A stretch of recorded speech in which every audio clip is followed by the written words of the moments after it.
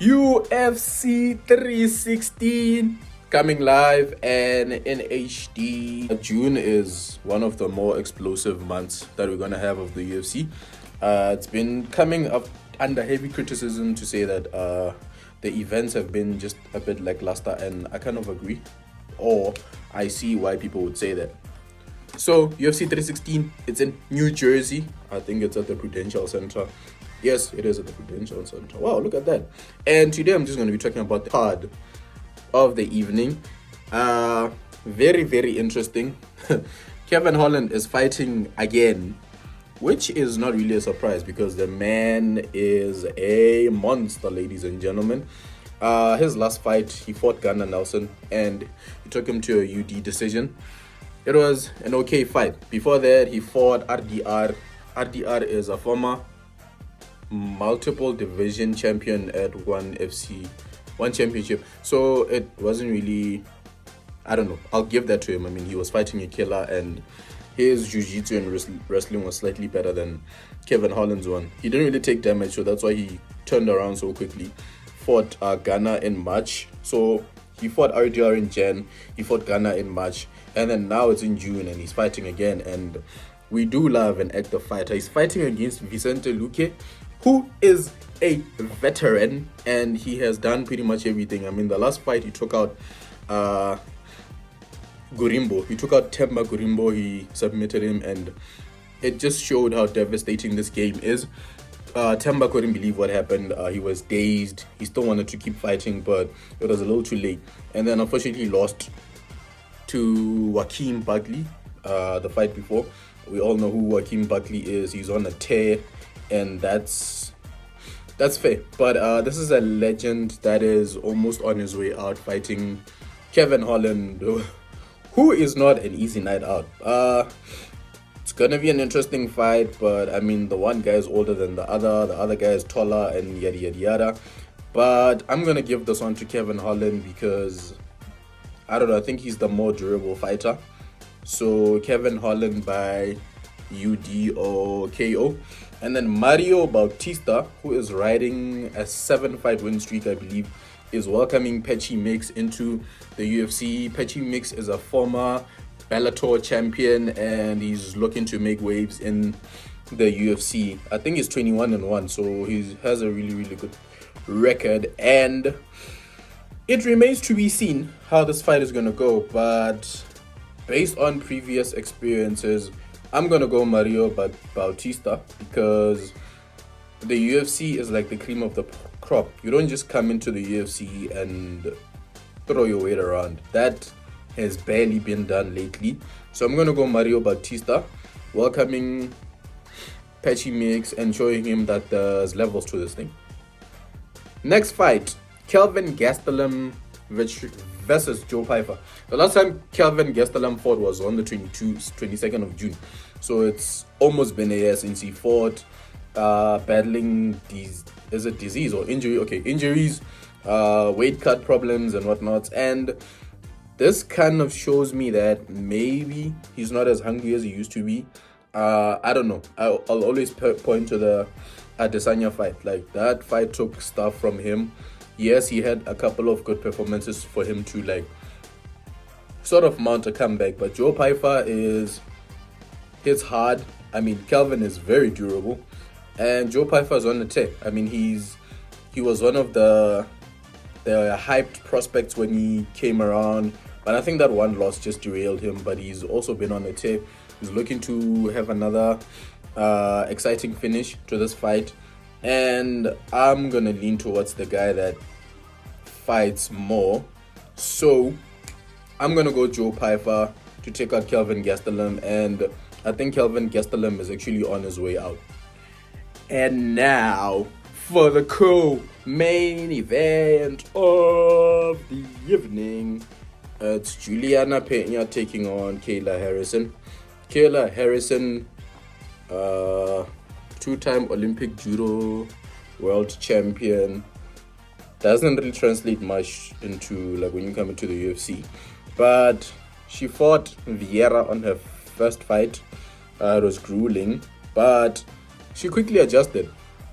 Second fight fighting Holy Home, and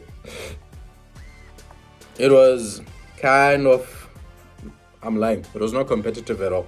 She submitted her in the very second round, and then yeah, she booked her ticket to go compete for the bantamweight? Yeah, the bantamweight championship. And Juliana Peña is the first, I could be wrong, first woman to win the Ultimate Fighter and win a title. So she did that. Her last fight was lackluster. You could have gone either way for Juliana or Raquel Pennington.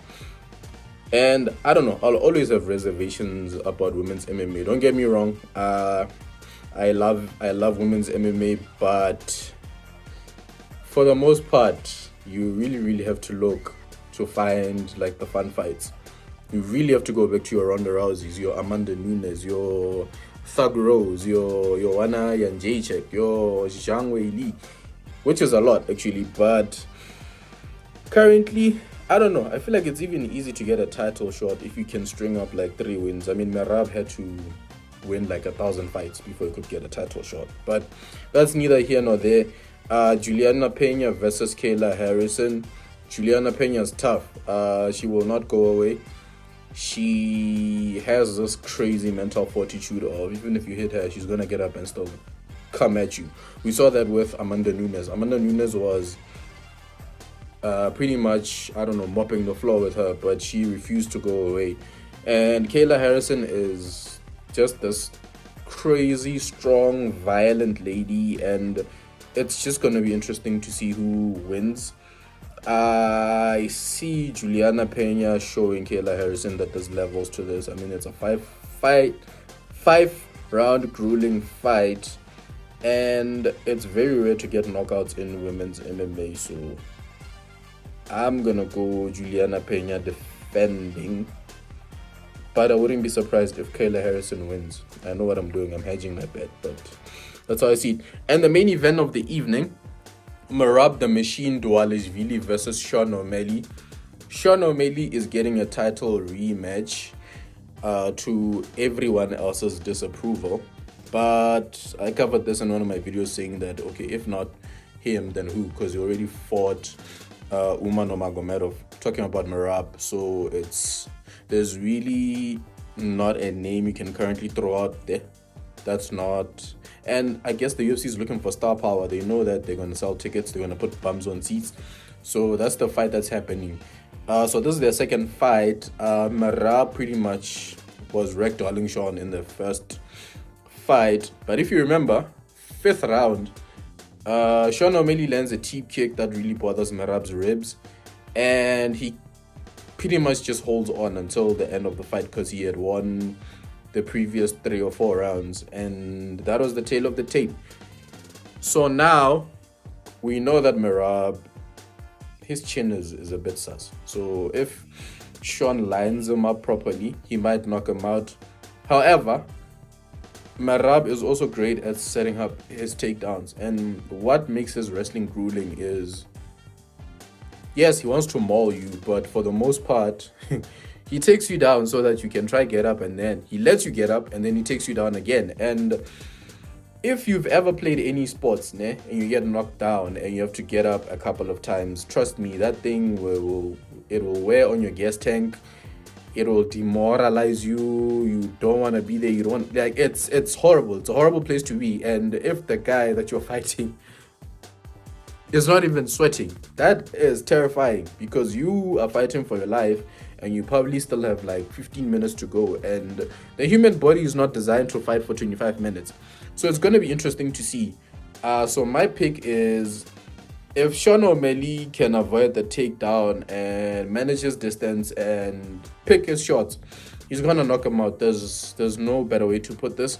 But I know Chael was complaining about how Sean wasn't really putting much money into his camp because he was barely, I don't know. It didn't look like there was a lot of different coaches to come in and simulate or whatever it is that people do to prep for fights. So he was worried about that. And trust me, in a fight and in the octagons, those are two different things, because when you're sparring, your opponent is not really trying to take your head off, especially in terms of takedowns and whatnot. But when you get into the octagon and your opponent is just keeping you down and they're grinding on you, and it's 10 times harder than what it was in sparring, it's a whole different animal. And yeah, if Merab sticks the one takedown, then it's just going to be a volcano of disaster. But I can't count Sean out. His counter striking is incredible.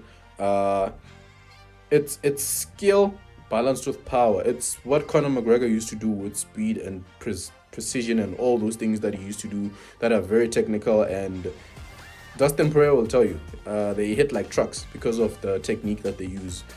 But for this fight, I'm going Merab. I think soon as that one takedown lands, it's pretty much game over. So let me know what you guys think. Peace.